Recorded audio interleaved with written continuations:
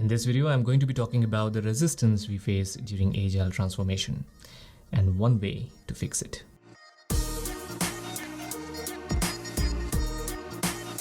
Hey friends, welcome back to my channel, and if you're new here, my name is Vibhor. I am an Agile leadership and transformation coach based out of this beautiful city of Toronto. And on this channel, we explore the strategies and tools that help us help our organizations reap the benefits of being agile. But before we get started, would you like to have some coffee with me? Go grab one. I'm waiting. Let's get started. So if you're anything like me or have been in the agile space for some time, then you must have heard this phrase multiple times. So much so that people who want to resist agile use it as a plug to support their cause all the time. Now, I heard people saying this so many times that I had to develop a strategy to neutralize the negative effects it was having against my agile transformation efforts. Whenever someone comes to me and says change is hard, I ask them to show me their cell phones. And unless they show me a Nokia 3110, I have a strong case to prove how easily they have been adapting to change all this time. The reality is that we all have experienced tremendous amount of change in our lifetimes. And as human beings, it's our tendency to evolve and adapt. So when we say change is hard, we are actually denying that we are inherently good at managing change. Now, I'm pretty sure that I have managed to convince most of you to believe that change is easy.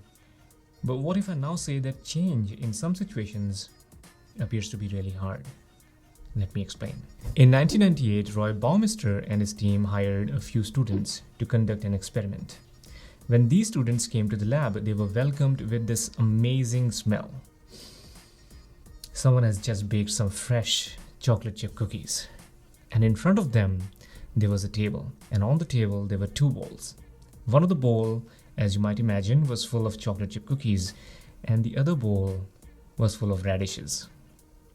The students were divided into two groups. Group A was asked to eat away the cookies and leave the radishes alone. And Group B was asked to eat radishes and leave the cookies alone. While these radish eaters were eating their radishes away, the researchers tried to induce temptations to see if the radish eaters would sneak a cookie. But since this was an experiment, the radish eaters didn't fall in the trap and used their willpower to keep eating radishes. And meanwhile, as you can imagine, the cookie eaters didn't experience the same kind of temptation to binge on radishes. The study appeared to be over. On their way out, the two groups were asked to solve a logic puzzle. They were unaware of the fact that the puzzle was designed to be impossible.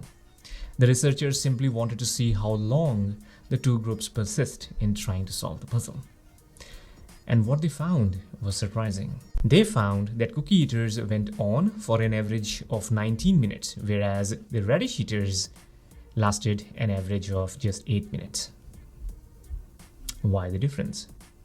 And the answer may surprise you even more.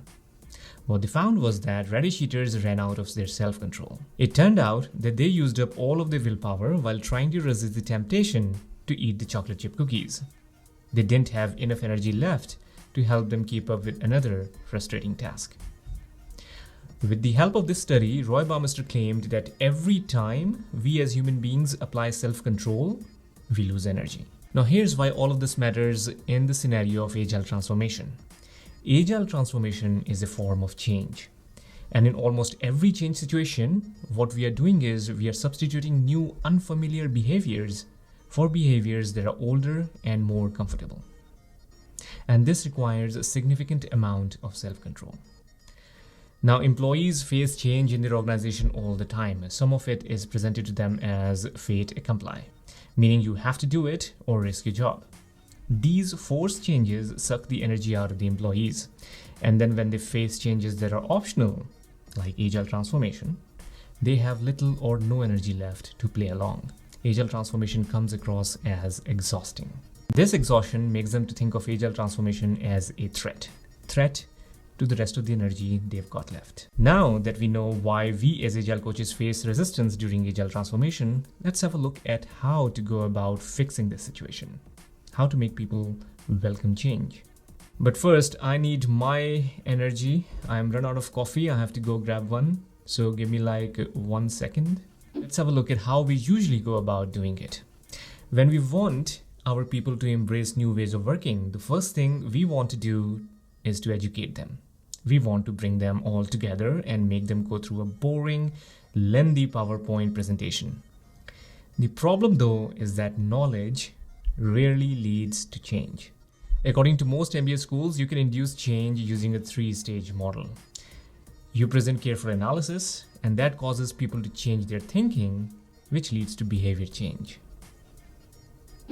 John Cotter, the organizational change expert from Harvard, says that in his experience, that's almost never the way it happens. In his experience, it happens in a different 3-stage process. First, people see something which makes them to feel something, and then that feeling gives them the necessary fuel or energy to change. In other words, change is driven by emotions and feelings. So if you want your colleagues at work to change, you have got to put feelings first. You've got to start thinking about what you can get them to feel. For example, you can bring them face to face with customers who are underserved and have them feel some empathy.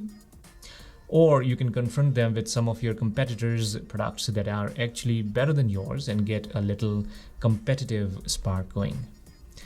Doesn't matter how you go about doing it, the next time you hear someone complaining about change, think that that person has still to see something that can spark a feeling for a need to change. So there you have it. If you like this idea, then give this video a thumbs up. If you didn't like this idea or have anything to add, then please provide your feedback in the comments. Thank you so much for watching. Do check out the link to the study that I've mentioned in this video in the description if you're on YouTube, or in the comments if you are on LinkedIn. And hopefully I'll see you in the next video.